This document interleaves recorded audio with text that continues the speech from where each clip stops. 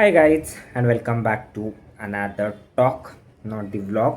Actually आज just मी विचार करत होतो ऑफिसवरनं आल्यानंतर ना किंवा मी माझे व्लॉग बघत होतो मागे जे मी अपलोड केले होते की काय कोणत्याला किती व्ह्यूज गेले, कुठं कोणत्या व्हिडिओला सबस्क्रायबर आले, कोणत्या व्हिडिओने किती वॉच टाईम दिला एक्सेट्रा एक्सेट्रा.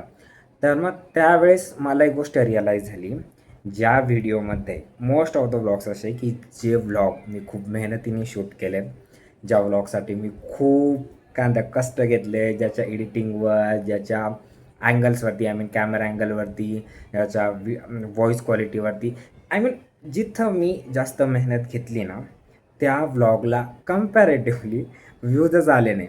किंवा जिथं मला एक्सपेक्ट आहे ना, सपोज जो दर्शन रावलचा व्लॉग होता तिथं मला एक्सपेक्टेड होतं की भाई यावेळेस ॲटलिस्ट 1000 व्ह्यू तर क्रॉसच आहे.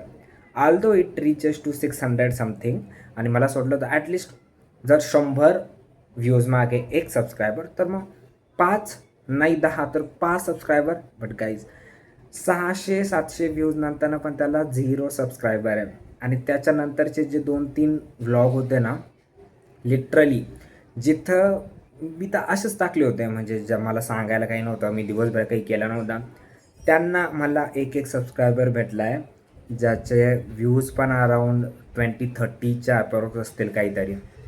भाई ये दुख दर्द पीडा ये किसको बताए हम यार.